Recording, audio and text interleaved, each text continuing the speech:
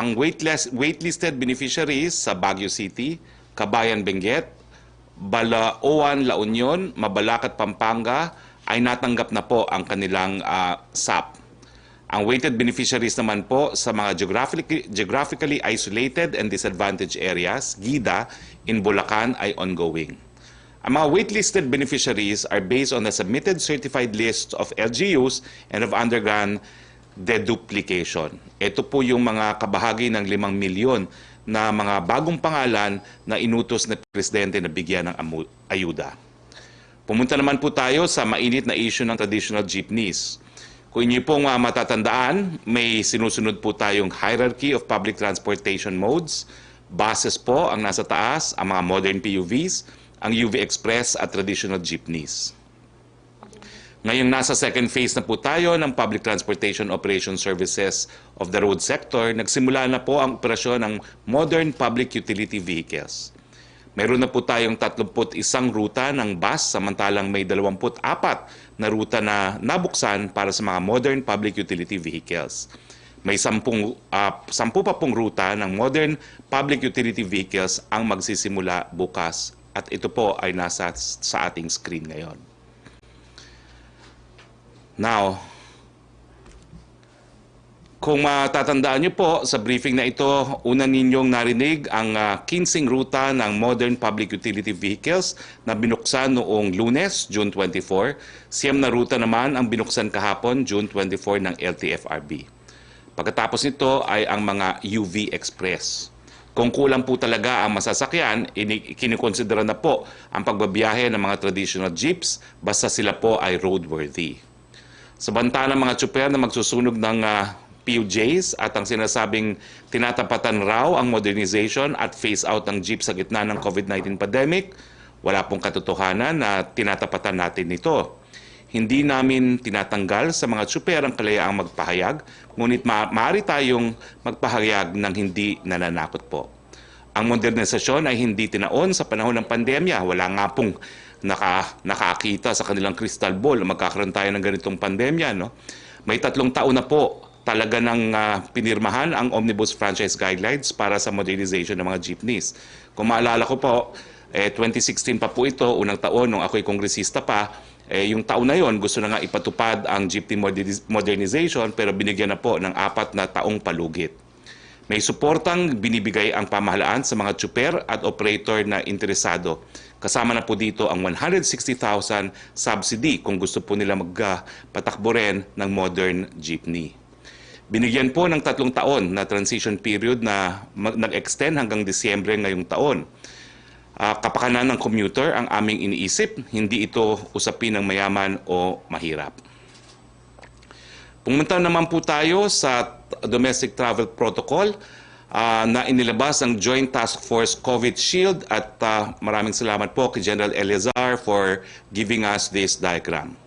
Ang unang tanong po, ikaw ba ay isang APOR or authorized person outside residence? Kung oo, ang biyahe mo ay may kinalaman ba sa trabaho? Kung oo, babiyahe ka sa sakay ng eroplano o barko? Kung oo, kumuha ng medical certificate mula sa government-accredited medical facility. At papayagan po kayong bumiyahe. Dalhin lamang ang inyong medical clearance certificate, company ID at certificate of employment. Kung ang sagot nyo naman po ay hindi sa tanong na kung ikaw ay babiyahe sa sakay ng eroplano o barko, papayagan po kayong bumiyahe by land. Dalhin lamang ang iyong company ID at certificate of employment. Kung hindi naman po ang sagot sa tanong na ikaw ba ay isang APOR o ang iyong biyahe ba ay may kinalaman sa trabaho, ang susunod na tanong ay ikaw ba ay isang locally stranded individual or emergency traveler? Kung ang sagot ay hindi, stay at home ka at hindi ka po pwedeng bumiyahe. Kung oo, ikaw ay isang locally stranded individual o emergency traveler, ikaw ba ay nasa GCQ, MGCQ na lugar? Kung ang sagot ay oo, kumuha ng travel authority mula sa LGU o munisipyo para ikaw ay payagan magbiyahe sa GCQ, MGCQ na lugar, dalhin ng travel authority, medical clearance certificate at valid ID. Although sa mga locally stranded individuals po, para magkakaroon muna po tayo ng moratorium hanggang kayo po ay nabigyan na ng PCR test para bago kayo umuwi sa inyong mga probinsya. Para po sa ating mga taga Cebu, para sa akong mga kaigsuloan ug kahiglaan dinha sa siyudad na Sugbo. Kaya nato ni sakripisyo lang usa ta sa pagkakaron. Kinahanglan kita mag-social o physical distancing, kinahanglan kanunay nga magsuot og face mask og baghugay sa atong mga kamot. Dili usa kita maguwas sa atong mga panimalay kung dili gyud kaayo kinahanglan. Malampasan ran nato ning atong kalisdanan puhon kung magkahiusa ug magtibangay tang tanan. Now, ang latest update po sa Cebu, nakausap po natin si Secretary Galvez. Ang sabi po niya, nagkaroon po ng pagpupulong ang ilang IATF members. Kasama po siya, kasama po si Secretary Simato sa 25 mga doktor para i-assess kung anong mga pangangailangan ng Cebu City. Ang PNRC daw po ay magdodonate ng 14 tents para i-augment po ang emergency room capacities ng iba't ibang mga hospital sa Cebu. At ang DPWH po, nangako po si Secretary Viglar na magdodonate po ng air-conditioned vans para maging palandali ang tuluyan po ng ating mga frontliners. Alam niyo na po siguro na revoke na po yung naunang 250,000 quarantine passes. Papalitan po ito para masigurado na hindi po masyadong maraming tao ang lalabas ng kanilang mga bahay except to buy essentials. No? At nag-augment na rin po tayo ng police presence sa Cebu para ipatupad ang ECQ at dumating na rin po ang mga kasundaluhan na tutulong po sa kapulisan to enforce yung enhanced community quarantine dyan po sa Cebu. We will give you updates on Cebu from time to time. In fact, we will give you updates whenever we have a press briefing. Punta naman po tayo sa COVID-19 update. Ano pong sitwasyon sa COVID-19 sa bansa? Pumalo na po sa 32,295 ang bilang ng may COVID-19 sa Pilipinas. Makikita po sa infographics natin ang breakdown ng active cases. No? Pataas po ng pataas ang bilang ng gumagaling. Meron na po tayong 8,656 na recoveries. Ang total cases po natin ay 32,295 pero ang active cases natin ay 22,436. At kung makikita nyo po, patuloy po talagang bumababa ang daily deaths by date of death. Ibig sabihin po, bagamat tumataas ang kaso ng mga COVID cases, pababa naman po ng pababa ang mga namamatay dahil sa sakit nito. Okay. Meron pong tanong nung nakalipas na press briefing, tanong po ni Joseph Morong, magkano na po ang naiutang natin sa iba't ibang mga sources para po sa ating COVID responses. Ang kasagutan po ay meron na po tayong naiutang na 5 billion 5,758 million dollars. Yan po ang suma total ng ating naiutang na para sa COVID responses. Ito po ay galing sa ADB, ito po ay galing sa World Bank, ito po ay galing sa, kung hindi po ako nagkakamali, meron din pong AIIB. So ang total na nautang na po natin, 5,758 million US dollars. Okay? Meron po tayong dalawang, ang breakdown po nasa screen nyo po ngayon, no? Pero masyadong maliit sa akin para basahin. Hopeless, di ko po mabasa. Tignan nyo na lang po sa screen ninyo. Ha? Sa susunod, lalakihan po natin ang breakdown nang mabasa ko siya. Tulad ng aking sinabi, may mahigit na 1 milyon na testing supplies ang darating na po galing sa abroad. Ang magandang balita po, hindi lang mga OFWs at symptomatics ang inaasahan nating maitetest. Inaasahan na rin po natin na pati mga asymptomatics ay matetest na. At mabuting balita po para sa mga kasama natin sa media. Pati po kayo, itatrato na rin mga frontliners at susubukan natin na lahat po ng miyembro ng media ay matest na rin via PCR. Siyempre po, ang test nito ay babayaran ng PhilHealth dahil ito po ay kabahagi ng Universal Healthcare. Kasama po ito sa diagnostic services na babayaran ng PhilHealth sang-ayon po sa Universal Healthcare Law.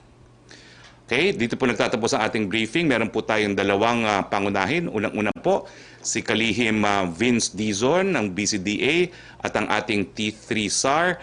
Nasa na ba ho ang ating testing capacity? Nasa na ang ating actual testing? At totoo bang ang media makakakuha na ng libreng PCR test? Secretary Dizon, the floor is yours. Magandang hapon po sa ating mga kababayan. Maraming salamat, Spokesperson Harry. Magbibigay po tayo ng ating regular update sa ating testing at ang magandang balita po ay yung pong ating goal na 50,000 testing capacity, yung abilidad natin na mag-test na June 30 ay as of June 19 nalampasan na po natin. So, ginampasan na po natin ang ating testing capacity goal na end of June na 50,000. As of June 19 po ay lampas na tayo ng 50,000. At kung makikita nyo po ang graph, lumaki na po ito simula ng mga 2,000 capacity lang natin nung Marso. Ngayon po ay mahigit 2,000% ang tinaas at ngayon po ay lampas na tayo ng 50,000 na testing capacity sa buong Pilipinas. Ang ating mga laboratorio po ay tumaas na rin ng napakalaki. Simula ng iisang laboratorio lang, ang RITM, noong Pebrero. Ngayon po ay 66 na ang ating laboratorio as of June 24, 2020. No? At nakakalat po na ang mga laboratoryong to sa buong Pilipinas, Luzon, Visayas at Mindanao. 24 po ang private labs, 41 ay government labs at meron po tayong isang lab na private-public partnership. Ito po yung laboratorio natin sa De La Salle University sa Dasmariñas, Cavite. Ang total test po natin, no, yung ito na po ay actual test. Mapapansin nyo po ay napakalaki na po ng tinaas. Sa kasalukuyan po ngayong as of June 22, mahigit 600,000 na ang na-test. At kung makikita nyo, simula nung simula nung Marso hanggang ngayon, napakalaki na po ng tinaas natin. At mula lang Mayo hanggang Hunyo, wala pa pong within the month, no, May to June, dumoble na po ang ating actual test na na-conduct. At importante po ito, no, at kailangan maintindihan po ito ng ating publiko, na habang tayo po ay nagtetest ng mas madami, dadami po syempre ang mahahanap nating mga positibo. Pero po, as nakikita nyo po dito sa graph na ito, no, habang dumadami ang ating actual test, no, yung pong blue na graph, yung asul, ngayon po ay nasa mahigit 600,000 na tayo. Pero yung porsyento po na nahahanap nating positibo ay pababa na po ng pababa. Nung pong kinagisnan na napakakonti pa ng ating test, ay halos 20% po ng ating nalitetest ay nagpo-positibo. Ngayon po, dahilan na rin sa ating mga ginawang mga interbensyon sa loob ng ilang buwan at dahil sa dumadami na po nating testing, kahit na po dumadami ang ating nahahanap na positibo, yung pong porsyento ng positibo ay halos nasa 5% na lang. No? Para po maintindihan natin yon, ang sabi po ng ating WHO, ang 5% positivity rate at lower ay sinyales po na gumaganda na po ang pag-manage ng isang bansa sa COVID-19 cases. At malapit na po tayo doon. No? Konti na lang, magiging below 5% na tayo. Kaya dapat po talaga, gaya ng sinabi ng ating DOH, dapat talaga pataasin natin ang pataasin pa ang ating ginagawang test. At ngayon, kaya na natin gawin yan. Gaya ng sinabi ng ating spokesperson, meron na pong dumating noong June 21 na 1.05 million tests. Ito na po yung matagal na nating hinihintay na bulk order na in-order ng ating Department of Budget and Management. At finally, dumating na po yan noong June 21, 1.05 million tests initially ang dumating. At papakita po tayo ng ilang mga retrato. Ito po mga actual test na sinakay sa ating C-130 ng ating Philippine Air Force. Ito po ang ating mga frontliners na naglo-load ng mga test na yan. At ito po ay dumating na sila sa Villamor Air Base dito sa Manila. No, at dahilan po dyan, talagang mararamp up na natin ang ating mga test na kinokonduct natin araw-araw. At dahil dyan po, talagang pwede na nating itest ang napakarami nating mga kababayan. Ang isa pong magandang balita din ay nag-roll out tayo ng automated system para sa ating mga OFWs. Kung maaalala nyo po, nung pong unang dumating ang ating mga OFWs, nung nakaraang mga buwan, medyo nahirapan po tayo dahil sa dami ng mga dumating ng ating mga kababayan at dahil po doon ay medyo matagal ang hinintay ng ating mga OFWs. Pero dahil po sa increased capacity, at ipapakita pa natin, increased lab capacity na nakita na natin ngayon, 66 labs na sa ating steady supply. Dumating na po ang initial orders natin ng mga test kits. At dahil sa automation, bibilis na po ng bibilis ang turnaround time ng ating mga test. Ibig pong sabihin nito, hindi lamang po ang ating mga OFW, kundi ang ating mga kababayan ay hindi na maghihintay ng matagal para makuha ang kanilang test. Noong pong Marso, mahigit 2 linggo ang hinihintay natin para lumabas ang ating test. Noong Abril, 2 linggo. Noong Mayo, bumilis ng konti pero 1 linggo pa rin. Pero ngayong Hunyo po, napakita na natin na within 2 to 3 days, lumalabas na po ang ating mga resulta. At napakalaki pong ginhawa nito para sa ating mga kababayan, lalo na ang ating mga OFW. Kaya kagaya nga nung nakita natin sa Clark at ngayon pati na rin sa Metro Manila, within 3 days lang po ay napapauwi na natin ang mga OFWs. At pupursigihin pa po natin mapaigsi pa po ito sa mga susunod na linggo at susunod na buwan. So ito po yung mga dumating sa Clark na mga OFW. Within 3 days po ay makakauwi na sila. Makikita natin pagkatapos nilang iswab, maghihintay na lang sila ng 3 araw at makikita na natin sila, nakakakuha na sila ng mga certificate at nakakauwi na po sila. Finally po, no, kagaya po ng sinabi ng ating spokesperson, meron tayong bagong sineset na goal. No, dahil nga po dumating na ang ating napakaraming supply, ang goal po natin para magamit natin ang mga test na yan at mapagbenepisyoan ng ating mga kababayan ay by July, dapat 1 million tests na tayo. Ngayon po ay tayo nasa 600,000. So ini-expect natin na within July, the month of July, ay aabot na tayo ng 1 milyon. Ito po ang ating initial goal. Pero sa mga susunod na buwan, pipilitin po natin na padamihin pa ito hanggang umabot tayo sa ating target na 13% o 10 to 12% sa ating mga highly densely populated areas at sa buong bansa. Pipilitin po natin in the next few months, aabot na tayo sa halos 2% ng ating buong populasyon. Prioritizing syempre ang ating mga densely populated areas tulad ng Metro Manila, ng Calabarzon, Central Luzon, Cebu at Davao. So, pagka nagawa po natin ito at si-skip na po natin ito, no, pupunta na po tayo sa mga dapat nating i-test. At kailangan na po nating idagdag ang ating non-medical frontliners, kasama na rin ang ating mga hotspot barangays, kasama na rin ang mga walang simptomas. Pero magpupursigi po tayo at itutulak po natin sa ating mga kasama sa DOH, kasama na po si Secretary Galvez, si Secretary Harry Roque, pati na rin po si Senator Gordon. No? Ito ang kanyang tinutulak na matagal na.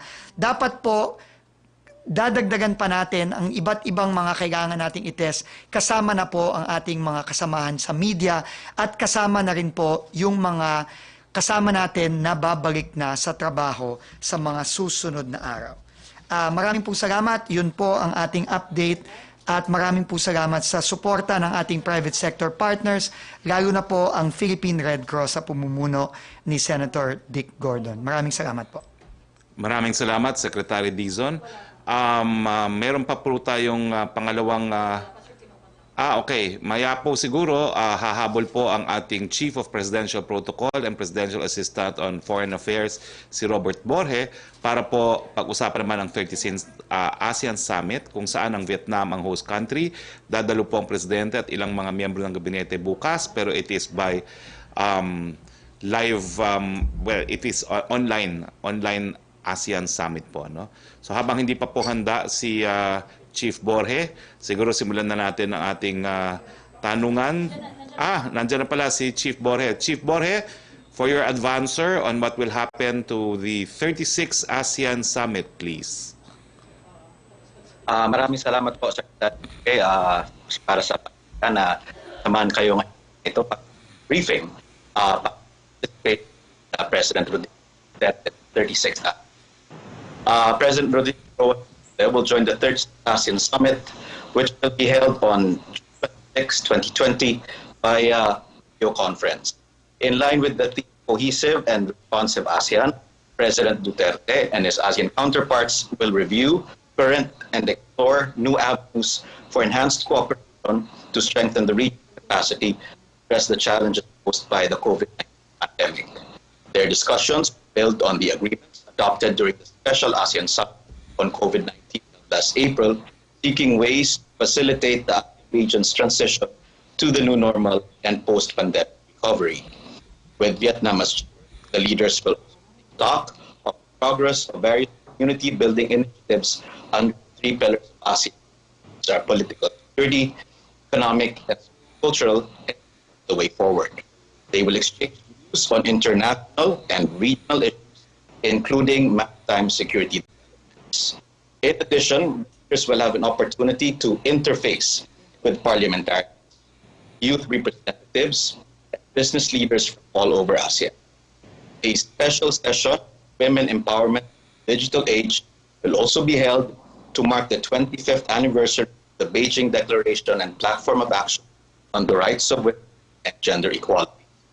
The summit is expected to adopt 10 outcome documents on key areas of cooperation such as food security and supply chain activity in the context of funds, countering radicalization and bioextremism, human resource development, among others. The President will be joined by key members of his cabinet, including the Secretary of Foreign Affairs, the Secretary of Trade and Industry, and the Secretary of Social Welfare and Development, covering the three pillars of the ASEAN community. May I add that this is the first regular ASEAN Summit to be convened via video conference in view of the constraints posed by COVID-19. Salamat po. Thank you, Chief Borge. I open the floor now for questions. Joyce Balancio, ABS-CBN. Kanina napanood ko ang tawag sa iyo, Prinsesa ng Malacanang. Good afternoon po, Secretary Roque. Just to clarify lang po, kasi I think si LTFRB Chair Martin Delgra said in a congressional hearing yesterday na next week daw po ay tuloy na ang pasada ng mga jeep at mga UV Express. Ito'y sure na po ba, Secretary, or ito yung binabanggit nyo before na depende pa rin ito sa bilang ng mga bus at modern jeeps na pumapasada na po? And if yes, dagdag ko na rin, kailan po magsisimula yung proseso ng pagtukoy sa roadworthiness? Kasi nabanggit nyo before, isa yan sa mga dapat i-consider sa pagpili ng units na papayagan po na makabiyahe. Alam nyo, nakita ko rin po si Chair Delgra sa kanyang testimonya at wala pa po kaming bagong komunikasyon. So we stand by the latest information that we confirmed from the office na susundin pa rin natin yung hierarchy of transportation. Pero kung kulang po talaga, hahayaan po ang mga pampublikong mga jeepney. At pangalawang beses na po sinabi ni LTFRB Chair na on or before June 30, baka payagan ng ilang mga pampublikong sasakyan subject to their roadworthiness. Yung detalye po niyan, iiwanan po namin yan sa LTFRB. Tutulong po kami i-disseminate kung available na po yung information kung paano at kailan magsisimula yung certification of roadworthiness na mga posibleng magbalik biyahe ng mga jeepneys. Opo. Secretary, doon naman po sa ayuda para sa mga jeepney drivers na banggit nyo before na tinitignan na pwede sila mabigyan ng ikatlong wave ng financial aid. Ano na pong update natin doon, Secretary? Kasi kung panonoodin nyo rin po yung mga balita, marami na pong jeepney drivers ang namamalimos na po sa mga kalsada. Well, wala pa po akong balita dyan, bagamat patuloy pa po ang second wave ng SAP, second tranche distribution ng SAP, at kasama naman po sa second tranche ang maraming mga jeepney drivers dyan. Opo. On another topic po, ang DOH, they have identified 6 emerging hotspots po At ito po ba ay mga bagong lugar na candidate for ECQ? Kasi kasama din po doon ang Cebu City. Given na in-identify nila ito sa panahon na June 25 na po at ilang araw na lang ay magkakaroon tayo ulit ng panibagong quarantine classification, Secretary. May pagpupulong po mamayang hapon ng IATF at tingin ko po dito na ipipresenta ng DOH ang kanilang rekomendasyon. Pero ang masasabi ko lang po, hindi po nagbabago ang ating mga criteria, no? Yung pagbilis pa rin ng pagkalat ng sakit, yung case doubling time, at yung capacity to provide critical care. Thank Last na you. po for me, Secretary. Thank you, Senator Joyce. Joel Villanueva po ay nagsabi po siya sa isang interview na marami daw pong pogos na hindi naman nagbayad ng tamang tax. Ang pinapayagan na po ang operasyon ngayon. Alam na po ba natin ito, and are we now looking into this, Secretary? Well, si Secretary Dominguez na rin po nagsabi, dadalawa pa lang nagbayad ng buwis, hindi po tayo papayag na mag-operate ang mga pogos na may mga pagkakautang. Thank you, Joyce. Yusek Roque, please. Thank you, Secretary. From Jonah ng Asahi Shimbun, I'd like to know if the Philippines, either President Rodrigo Duterte or Secretary Ted Locsin, will or have mentioned the SCS or South China Sea in any of their interventions in the different meetings. In what manner or what exactly did we say about the issue, if ever? Did the Philippines or any other country mention China's declaration of 2 new administrative areas in the South China Sea or SCS? Yung discussions po ng ASEAN will be covered by executive privilege. Hindi po talaga isinasa publiko ang detalye ng mga negosyasyons because that is recognized as matters that should be discussed in confidence amongst heads of states here in ASEAN. So I'm sorry po, but sometimes discussions of this nature are better left confidential. No? Does Chief Borge want to add anything to my response? Thank you very much, Mr. Secretary. As to the details of the discussions by the ASEAN ministers, we understand that this was held yesterday, and there were some interviews granted by other ministries of foreign affairs, and we respect their decision. For our part, the President has always been very clear on the country's position on the developments in the South China Sea and what the objectives are, including the finalization of the Code of Conduct, final and substantive Code of Conduct for the South China Sea. Okay. Melo Acuña, thank you, Chief. Melo Acuña? Yes, good afternoon, Secretary. Magandang hapon po. Can you now hear me? Yes, all right. please. I just have several points. Sinabi po ng International Monetary Fund na yung global growth ay negative 4.9% this year, mas mababa dun sa 1.9 percentage points dun sa April 2020 World Economic Outlook forecast. Ano pong impact nito sa Pilipinas at sa pangangalap natin ng foreign investments sa mga susunod na araw? Well, alam naman po natin na ang karanasan ay hindi lang po dito sa Pilipinas. Talagang nadali po tayo ng COVID-19. Ang Pilipinas na napakasigla, 6.6 average growth since 5 years ago. For the first time, magko-contract po ang ating ekonomiya, and this is the first time it will happen since 1980. No? So alam po natin na the economic troubles will continue, pero inaasahan po natin dito sa Pilipinas ang masiglang pagbalik sa normal, at inaasahan po natin na matapos itong taon nito ay babalik po tayo sa 6% growth na naman. No? Pero sa taong ito, talagang i-concede na natin, nag-contract po ang ekonomiya. Ang issue na lang is ganong kalaki yung contraction niya dahil nagbubukas na naman po tayo ng ekonomiya dito sa mga GCQ at MGCQ areas. Opo. So pagtatapos po ng Bayanihan Act, Heal as One, kahapon, ano po ang balak ng executive magpapatawag ng special session magkaroon ng panibagong batas? Well, wala po nagbabago dyan. Magpapatawag po ang presidente ng special session kung meron na pong nabuong consensus kung magkano yung magiging stimulus package. Dahil napasama na po sa isang panukalang batas yung extension ng emergency powers at saka yung stimulus package. Pero mangyayari na po yan.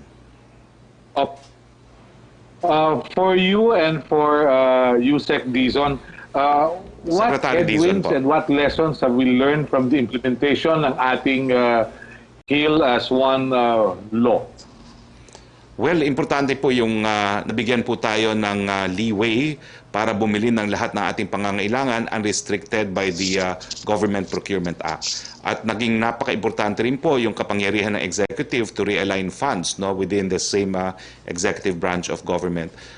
Without the normal customary restrictions provided by the Constitution, well, we comply with the constitutional requirements because it is only realignment within the same department, pero without the usual restrictions of COA rules. Now, perhaps Secretary Dizon would like to answer the question too. Opo, thank you, Sir Melo. Alam niyo po, ang critical po sa response sa COVID, ay yung bilis ng ating aksyon, And I think yung mga napaka mabibigat na desisyon na ginawa ng Pangulo simula pa noong Pebrero hanggang sa pag-execute ng mga interventions na ginawa natin nitong nakaraang ilang buwan ay patunay na talagang naging epektibo tayo.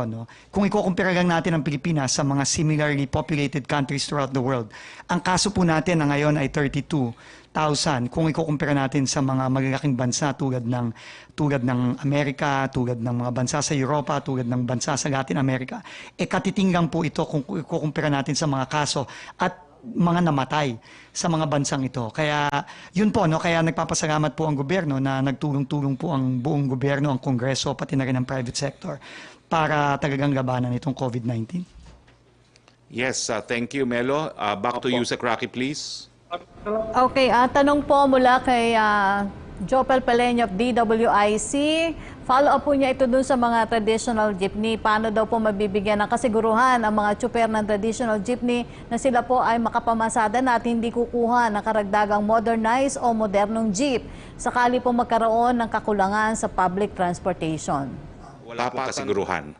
Ang sinasabi natin, kung kulang pa po ang masasakyan matapos ang bus, ang modern jeepneys at ang mga UVs, ay papayagan po natin ang ilang mga jeepneys na deemed to be roadworthy. So wala po kaming kasiguruduhan na binibigay na ang lahat po ng jeep ay makakapasada. Sasabihin ko na po, hindi po lahat dahil magkakaroon po talaga ng determination kung alin ang roadworthy.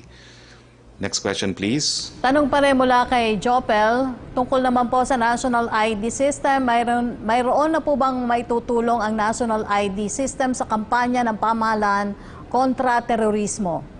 Malaki pong maitutulong yan.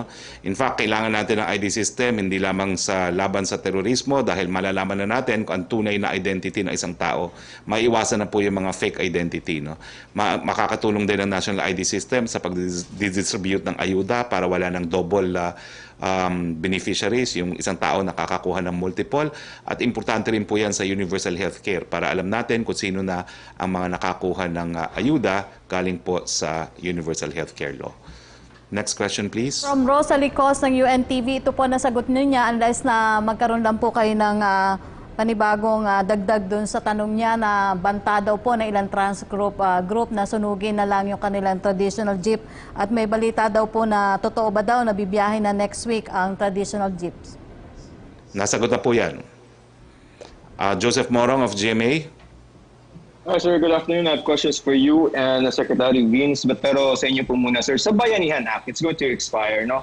It's expired now. But how is it going to affect, for example, yung sa SAP distribution, yung order for PhilHealth to cover yung mga tests ng COVID, yung procurement, yung po mga ganung powers na ibinigay kay Presidente, how is it going to affect those powers now that the Bayanihan Act has expired? Sa ngayon po, wala namang epekto. Ang SAP distribution po, nakalaan na po yan for distribution. Hindi naman po sakop yan ng Bayanihan Act. It's a physical act of disbursing what has been allotted by Congress. So wala pong problema yan. Pagdating naman po sa test kits, nakita nyo naman po, nabilid na po natin ng 10 million at nakadeliver na po ang 1 million. So hindi po mangyayari yan kung hindi nagkaroon ng Bayanihan Act. Yung mga ibang supplies ng PPE po, intact po tayo until almost end of this year. So, yung mga ventilators po natin, nakikita nyo naman yung ating critical care capacity, parang nasa 18% pa lang ang utilization ng mga ventilators. So, okay pa po tayo dahil hindi natin kinakailangan gumawa ng emergency purposes dahil nabili na po natin ang mga pangangailangan natin for the immediate and the near future. Makaka-apekto po yan sa mga future needs natin dahil kita nyo naman ang nangyari sa Cebu, no? Kaya nga po palagi sinasabi ko, ang storya ng Cebu ay storya ng buong Pilipinas. Pag sumipa po ang numero ng COVID, napakadami pong pangangailangan from ventilators to PPEs to testing kits to nurses to medical personnel, no? So yun po yung dahilan kung bakit nagnanais tayo ng extension dahil hindi po natin alam kung ano mangyayari sa mga susunod na buwan. Sir, may mga criticisms ako na nababasa na parang 100 days, more than 100 days into this crisis. No? Parang ano, if you can outline to us, no? Kung pwede niyo pong i-outline sa publiko kung ano yung general track or plan of action of the government in dealing with COVID, what is it? Napakalinaw po, T3. We test, we isolate them, and we treat them, no? At wala naman pong ibang responses dyan. Kasama na rin po dyan yung social distancing, yung good hygiene, paggamit ng disinfectants, at saka pananatiling malusog. No? Ginagamit po natin ngayon ang Universal Healthcare Law. No? Yung pag-i-stay ng mga mild or asymptomatic sa mga We Heal as One Center, yan po ay probisyon ng Universal Healthcare. Napupunta ka lang sa ospital pag malala na iyong sakit. No? And I think it has been effective because as Secretary Dizon mentioned earlier, 32,000 cases is not too bad compared to the hundreds of thousands that other countries have recorded. And 1,000 deaths, although talagang nakakalungkot, ay small in comparison to the death rates of other countries. So can I get a short update if there is anti-terror bill po? Wala pa pong update na panibago. Ang promise ko po, before Monday, kakausapin ko si Deputy Executive Secretary for Legal Affairs kung naisumitin niya kay Presidente ang kanyang memorandum. Alright, so can I go to Secretary Vince? Yes, please. Sir, good afternoon. Sir, you mentioned na even if we have increased yung testing, mababa yung nakikita natin na positivity rate. Does it mean, sir, in layman's term, na mas konti na yung mga taong may COVID, asymptomatic or otherwise, ang nagpapagala-gala sa ating mga kalsada? Tama, no, Joseph, salamat doon. No? Bago ko sagutin niya ng diretsyo, no, unang-una magdadagdag lang ako doon sa tanong mo kay Secretary Harry kanina. No? Alam niyo po, lingid sa kaalaman ng mga kababayan natin, ang University of the Philippines Pandemic Response Team ay gumawa ng isang modelo na presente na ito ni Secretary Roque nung mga ilang buwan ang nakalipas. Sinabi nila, kung tayo ay walang ginawa nung Marso, ang kaso natin ngayong Hunyo ay aabot ng mahigit 3 milyon. Uulitin ko po, kung walang ginawa ang gobyerno at hindi nag-intervene tulad ng ginawa ng gobyerno nung Pebrero at nung Marso, ang kaso po ng Pilipinas ngayon ay mahigit 3 milyon. At kung kukompute natin on the mortality rate, halos 200,000 Pilipino ang namatay kung ganun kadami ang kaso natin. Kung ikukumpira natin sa cases natin ngayon, 32,000 at 1,000 namatay. Pero gaya ng sinabi, one death is one too many. No, yun ang epekto ng mga ginawang intervensyon ng pamahalaan sa tulong ng pribadong sektor para sugpuin itong COVID-19. So just to put it in perspective, no? Ngayon, dito sa mga nakikita natin ngayon, habang nag-i-expand na tayo ng ating testing, bumababa ang ating positivity rate dahil unang-una, yan na rin ang makikita nating epekto ng mga intervention natin tulad ng ECQ. No? At dahil nga doon ay dahan-dahan nabubuksan na natin ang ating ekonomiya tulad ng mga economic centers natin, tulad ng Metro Manila. Pero gaya ng nakikita natin sa Cebu, hindi talaga tayo pwedeng maging kampante kasi nandyan pa rin si COVID-19. At nakita natin na kung magkakampante tayo, ay posibleng dumami ng kaso, posibleng dadami ang mga mamamatay, at dahil doon kailangan at mapipilitan tayong bumalik sa mga mas striktong lockdown katulad ng nakikita natin sa Cebu. Kaya dapat talaga tulong-tulong tayo at hindi tayo magiging kampante. So yun lang pong question kanina, yung lower positivity rate, does that mean, sir, na mas konti na yung mga tao na nagpapagala-gala na may COVID or symptomatic or otherwise? And then second question, sir, is that you mentioned kanina na i-expand yung testing para doon sa in the next few days, para doon sa pagluluwag. Are we entertaining an MGCQ after June 30? Yung MGCQ, mahirap nating sabihin yan. No? Mag-a-assess ang IATF base sa mga numero at sa mga rekomendasyon ng mga expert. Yung sa positivity rate, tama ka doon, no? At ang epekto nga niyan ay dahil nga sa mga intervention na nagawa ng pamahalaan, talagang napilitan tayong maging stricto, mag-enforce ng minimum health standards, pagsusuot ng mask, paghuhugas ng kamay, pag-physical distancing, at dahil dyan, na-control natin. No, kung titignan mo ang mga numero sa ibang bansa na hindi nagko-control, talagang out of control ang kanilang cases at unfortunately ang mga namamatay. Okay. Next So question, just one please. last question. Yung amin pong GMA News Research, no, is kila Secretary Vince. Sa June data, sir, natin, based on DOH, we are averaging 221 cases ng confirmed cases every day, at saka 79% of the total case are fresh cases. How do we explain this, sir? Well, kagaya nga ng sinabi ko kanina, no, habang tayo ay nag-ramp up ng testing, talagang dadami yung numero na nahahanap natin. Pero ang importante nating maintindihan ay yung porsyento nung mga positibo dun sa numero ng tinetest natin. At makikita natin, ito'y napakalaki na ng binaba mula halos 20%. Ngayon, nasa above 5% na lang tayo.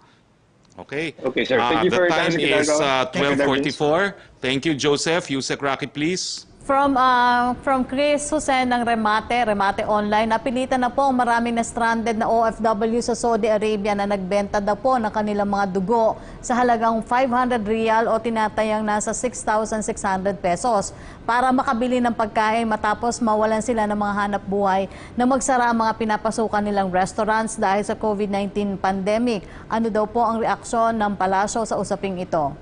Pinaimbestigahan na po yan sa ating labat o yung labor attaché natin as we speak, at minabubuti po natin na makarating pati po yung mga ayuda na binibigay natin sa mga OFWs natin na hindi makauwi dahil sa lockdown pero nawalan na po ng trabaho gaya sa mga lugar ng Saudi Arabia.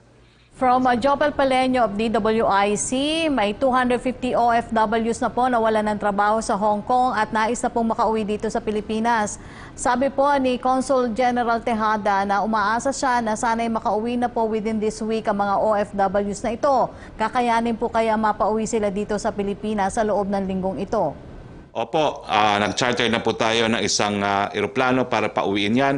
Humingi na lang po ng pahintulot sa IATF para makauwi po yung chartered plane kasama itong 250,000 na layoff ng mga kababayan natin sa Hong Kong. Next question, please. From Belia Carriazo of Bandera, inirereklamo ng mga nawalan ng trabaho dito sa National Capital Region na mabagal na pagbibigay ng Department of Labor and Employment ng certification na nawalan sila ng trabaho. Hindi ba ito dagdag pahirap sa mga empleyadong nawalan na ng trabaho?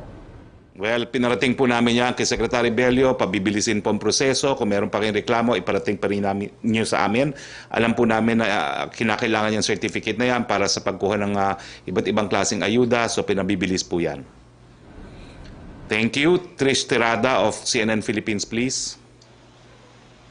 Hi, good afternoon, Secretary. My first question is for you, and then I'll go to Secretary Vince Dizon. Yes, please. Sir, there's a growing concern about the power rates. Common complaint is yung outrageous high bill daw po, high charges. I'm bringing this up, sir, because I remember the President has been very consistent and he's repeatedly said na ayaw niyang naaagrabyado yung mga Pilipino. And this has been the sentiment now of many people.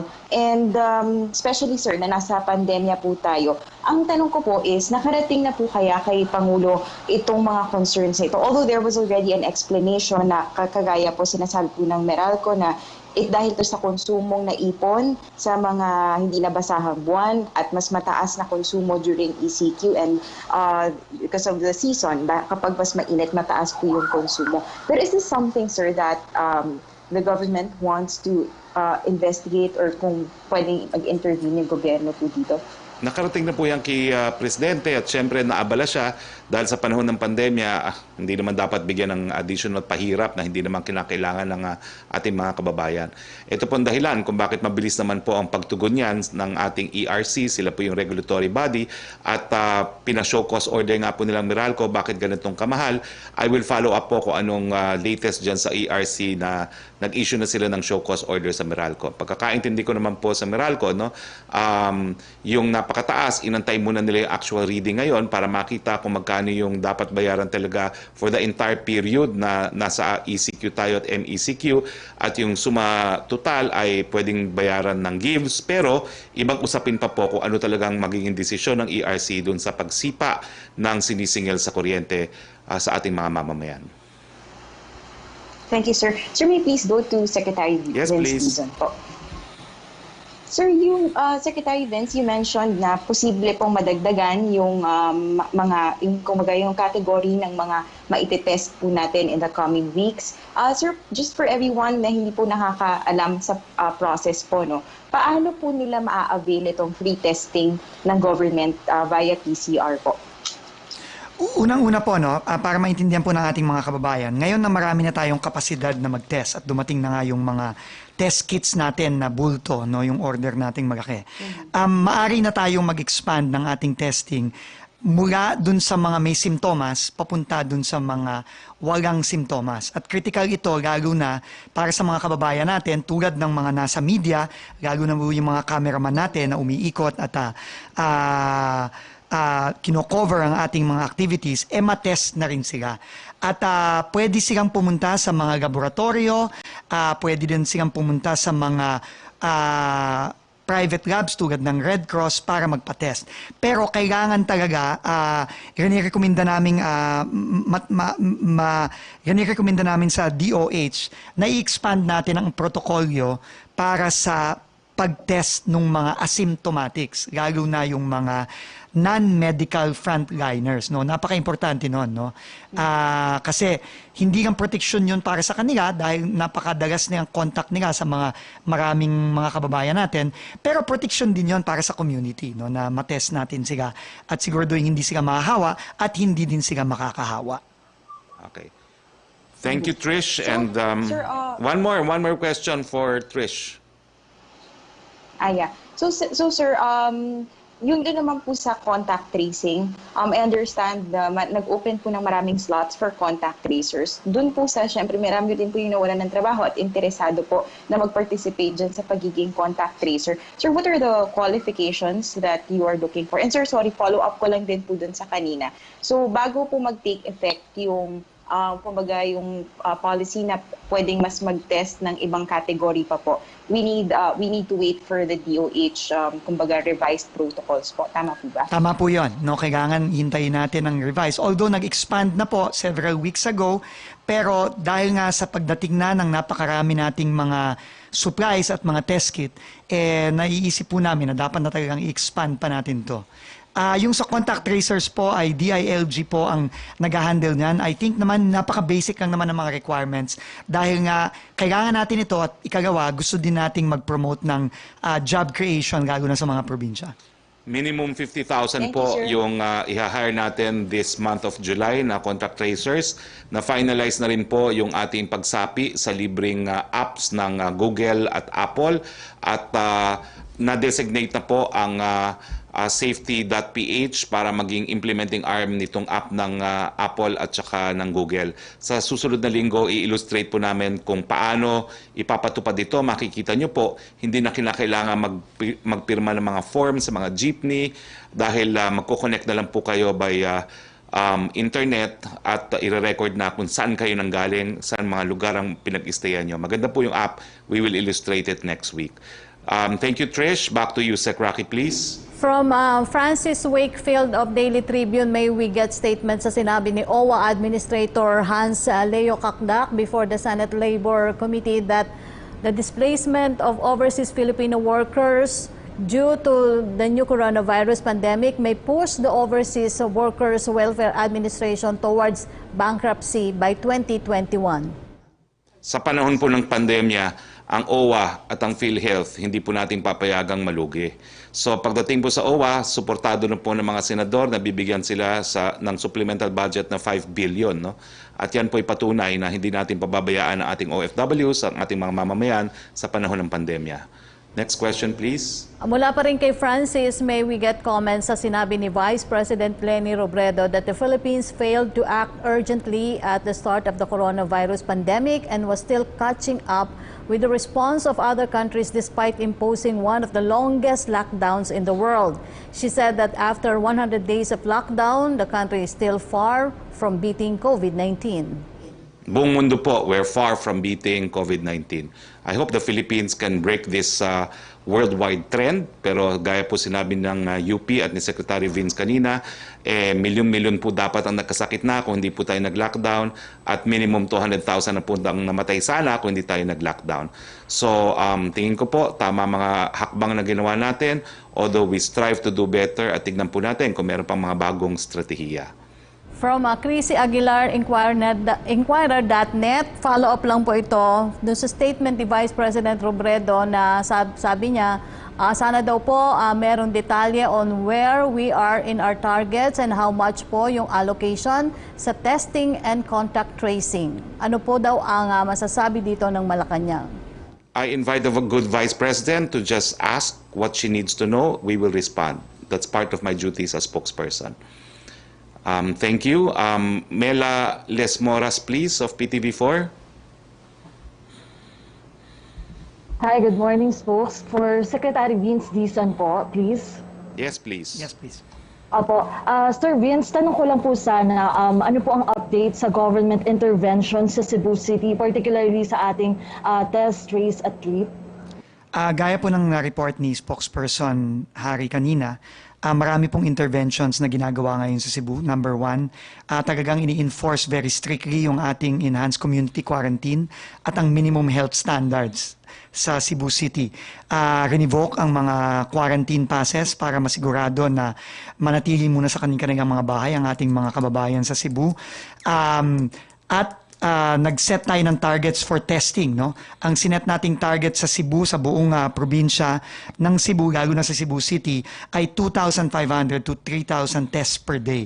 Kasi kailangan talaga mahanap natin ang mga positibo, lalo na sa mga komunidad, at kailangan natin silang i-isolate. At ngayon, tumutulong na ang Department of Public Works and Highways sa pamumuno ni Secretary Villar para magtayo pa at ng mga quarantine facilities at magbibigay din ng mga tents ang Philippine Red Cross. Si Senator Richard Gordon ay magbibigay ng 14 tents sa ating mga ospital para suporta ng ating mga ospital at magbibigay din ng nurse volunteers para sa ating mga ospital. So ano po, lahat po ay sama-samang nagtutulungan para masalba natin ang sitwasyon sa Cebu at para slowly makabawi sila at maibalik natin sila sa mas magaan na community quarantine. Opo. Sir, just a quick follow-up. May target or timetable po ba tayo para ma-achieve yung target results natin sa Cebu City? Alam nyo, mahirap kasi, no? Kailangan talaga tignan natin ang mga numero. No?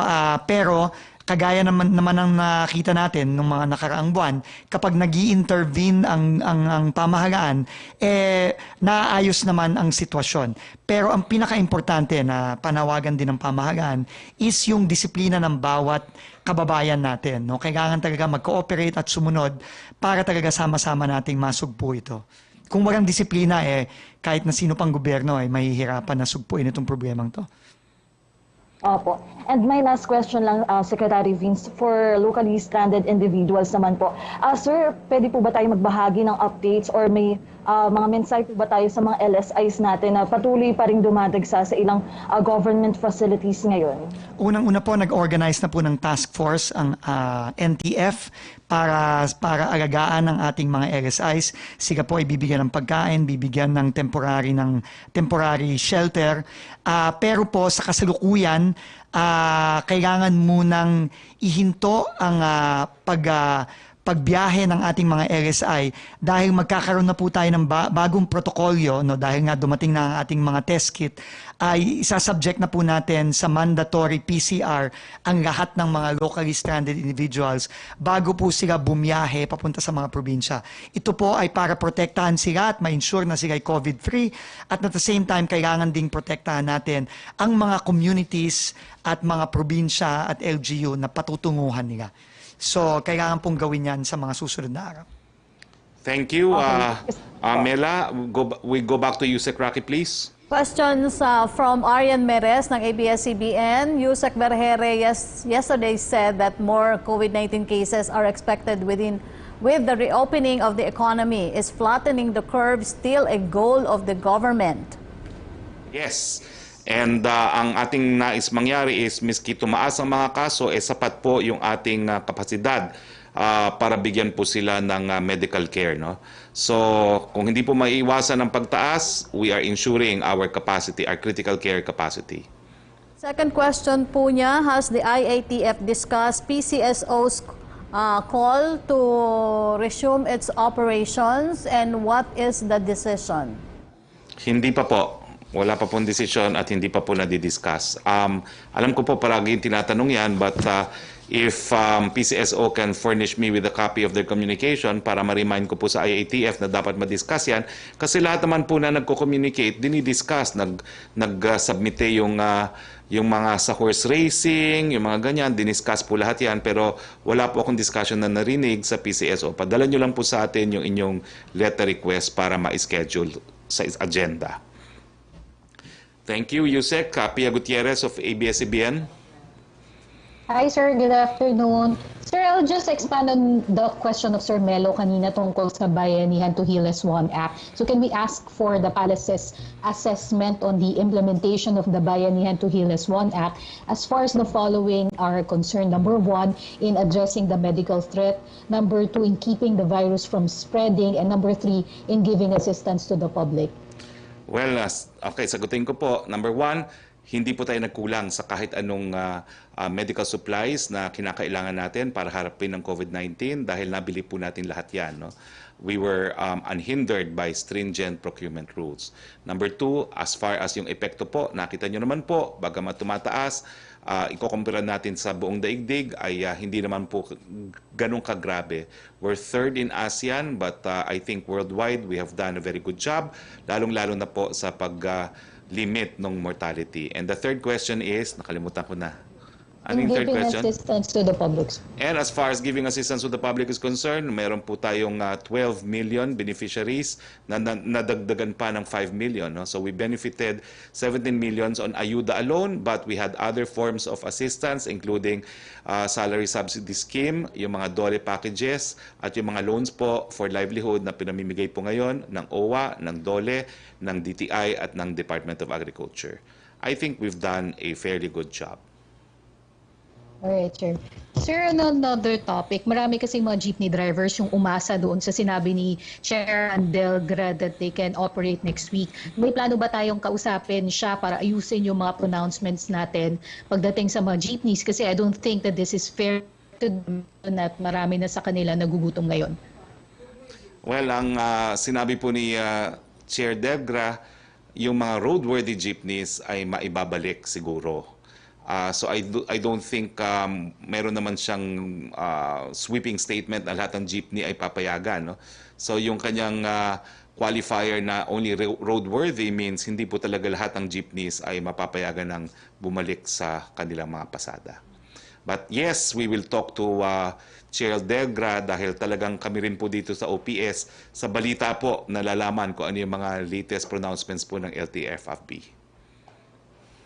Last question na lang, sir. Update na lang po dun sa validation ng beneficiaries for the second tranche ng Social Amelioration Program.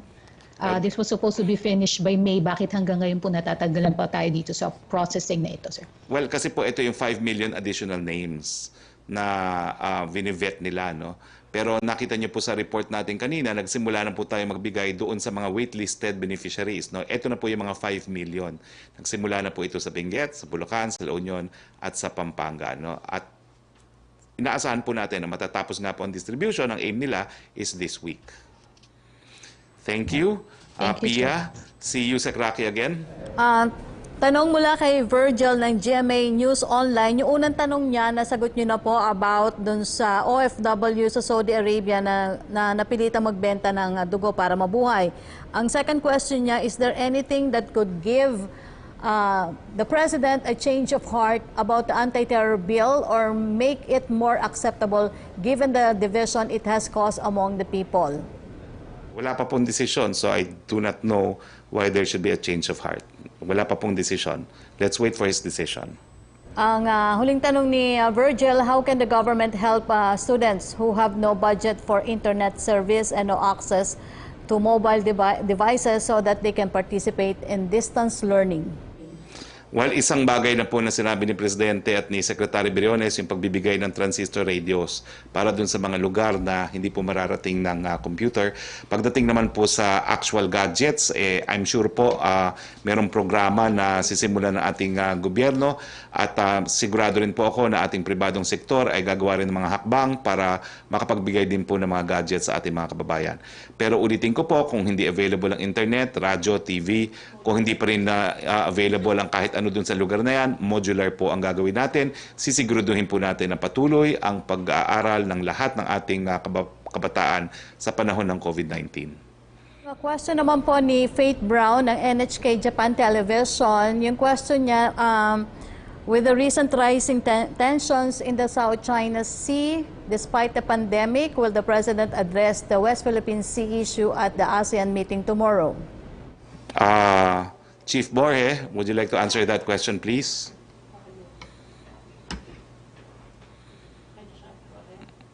Wala si Chief Borge. Well, gaya na aking sinabi po kanina, no? Sorry, sir. Yes, would you like to answer that question? Will they discuss Yes, the intensified conflict di umano sa South China Sea?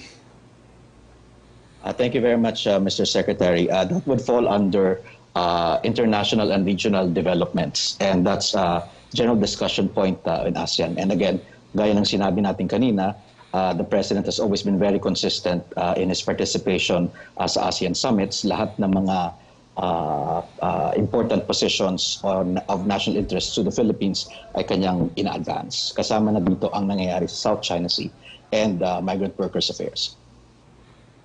Thank you, Chief Borge. Yusek Roque? From Catherine Valente, yung unang tanong niya, Secretary, sagot niyo na po about the statement of Vice President Leni Robredo.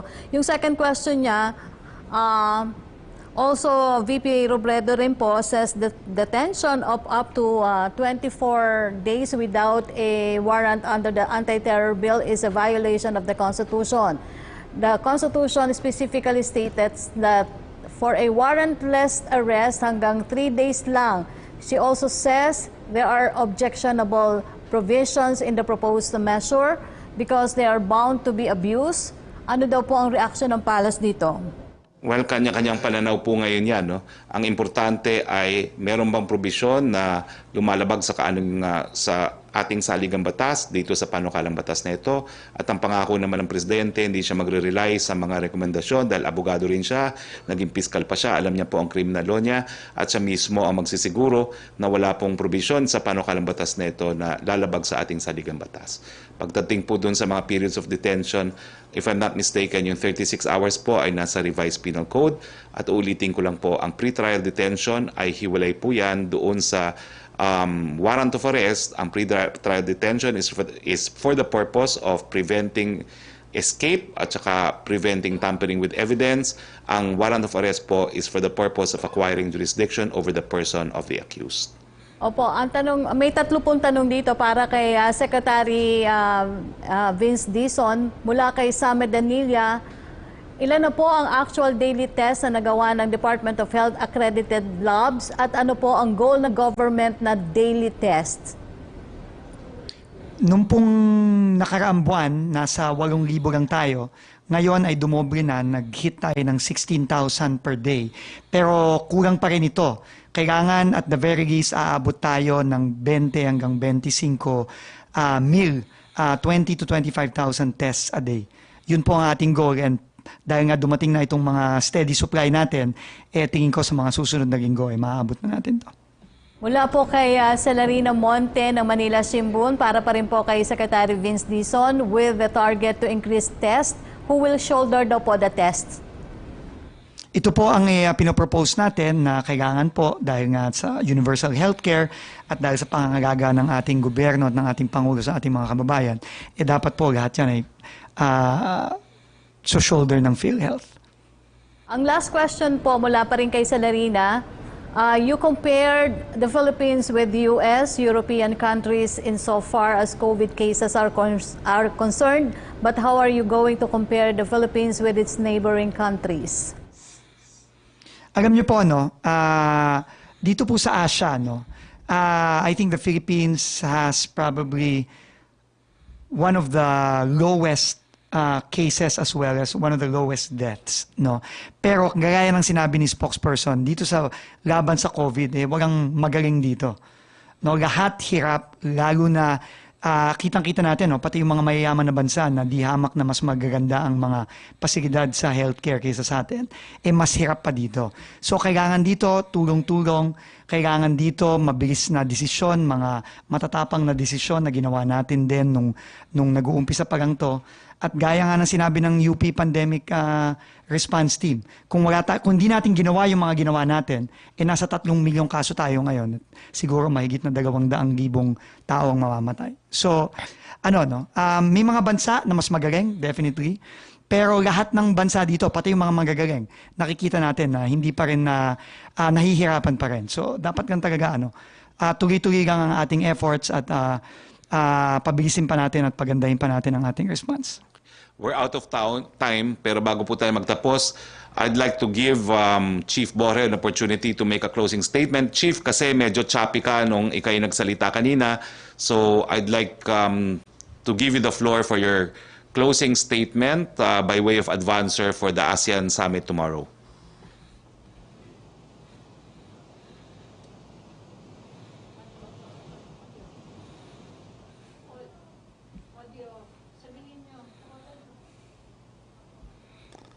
Well, Chief Borge, kanina choppy ka ngayon, wala ka talagang full audio. Sorry. I'm sorry. Ayan na. Ayan. How about this? Wait, second time. Take 2 tayo, Chief. Hindi ka choppy, wala ka ng volume. Ngayon na, perfect audio na. Chief Borge, please. Thank you very much, Mr. Secretary. This again is the first ASEAN Summit, which will be held virtually. And the President is going to be involved in all of the activities for tomorrow. May challenges, of course, because it's going to be held electronically, like what we have right now. So we're working very closely para maayos ang ating participation ng ating Pangulo. Ngunit importante din po na malaman ng mga tao na si Pangulo ay foremost sa kanyang isip ay i-advance ang mga national interest ng Pilipinas sa ASEAN. Kasama na po dito ang mangyayari cooperation between ASEAN countries and then ASEAN dialogue partners para manumbalik sa new normal at mag-improve ang ating economy regionally. Kasama din po siyempre dito ang ninanais ng Pangulo na protektahan ang migrant workers' rights at ang kanilang kinahinatnan ngayon at i-address ito hindi lang ng pamahalaan ng Pilipinas kung hindi ng ibang pamahalaan din sa ASEAN.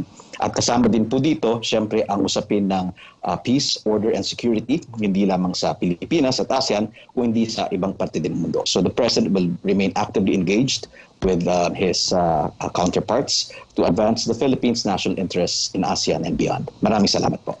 Thank you, Chief Borge. Thank you, Secretary Dizon. And thank you to the men and women of the Malacanang Press Corps as well as to Yusek Roque. So sa ngalan po na inyong Presidente, Rodrigo Roa Duterte, ito po ang yung spokes, Harry Roque, nagsasabi, Philippines, keep safe. Para po sa mga lugar kung saan pinapatupad ang GCQ o General Community Quarantine, ito po ang mga dapat nating malaman para sa ating kaligtasan. Ito na po ang tinatawag nating new normal. Sa lahat ng oras, dapat wag pa rin nating kaligtaan ang minimum safety standards. Una po, ang safety protocols. Palagi pa din magugas ng kamay o gumamit ng hand sanitizer. Iwasang humawak sa mga surface na maaaring may tilamsik na galing sa bibig o sa mga bagay na hinawakan na ng ibang tao. Dapat po ay laging magsuot ng mask. Mahalaga ang safe distancing. May distansyang hindi bababa sa 1 metro bawat tao. Kailangan din iwasan ang pakikipagkamayan, ang pag-akap at ang beso-beso.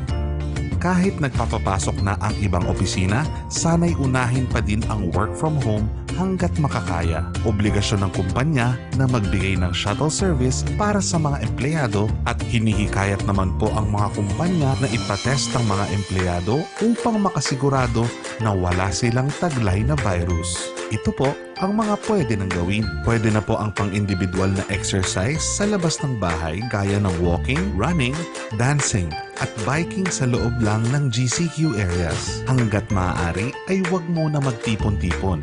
Kung hindi maiwasan, dapat ay hindi lalampas sa 10 tao.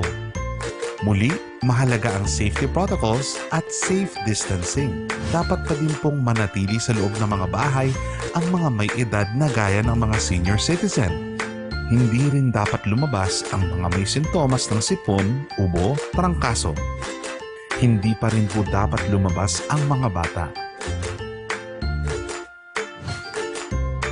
Pwede na po ang public transport pero dapat reduced load capacity o sa menos na kapasidad. Ang mga ito po ay ang LRT, MRT, PNR, pangabus, jeep, taxi, eroplano at iba pang inter-island vehicle gayong pwede lang bumiyahe mula sa lugar na naka-GCQ papunta sa naka-GCQ din. Pwede na din po ang tricycle, public shuttle, at mga transport network vehicle service gaya ng Grab. Sa mga pribadong sasakyan naman ay company shuttle, sariling sasakyan, bisikleta, motorsiklo at e-scooter. Pero sa anumang sasakyang pangmaramihan, kailangan pa rin ang reduced capacity at safety protocols and safe distancing. Ang mga eskwela ay pwede nang magpapasok sa college level pagkalipas ng September 1. Hindi pa din po pwedeng pumasok ang basic education na mula kinder hanggang grade 12. Ang government offices po ay fully operational na, gayong ang mga empleyado ng gobyerno ay papasok ng may alternatibong work arrangements. Ito po ang mga serbisyong pwede na nating magamit. Mga ospital, mga klinik at mga veterinaryo, grocery at supermarket, butika, self-service laundry, food delivery, gasolinahan, bangko, remittance at pawn shop, hardware, bookstore, school supplies at office supplies, baby care supplies, mga bilihan ng damit, water delivery, mga serbisyo ng gobyerno sa mall, bilihan ng pet food, mga services para sa computer at komunikasyon. Flower shop, tindahan ng mga laruan, pero sarado po ang mga play area nito. At ito naman po ang mga lugar na hindi pa natin pwedeng puntahan. Sinehan, mga bar at mga lugar pang videoke, palaruan, library at museum, resort at beach, mga lugar kung saan tayo nagpapaspa, masahe, facial, waxing, at iba pa, restaurant, at mga barberia. Kung susundan po natin ang mga guideline ng GCQ, mas madali nating madadaig ang COVID-19 at pwede tayong mag-heal as one. Maraming salamat po.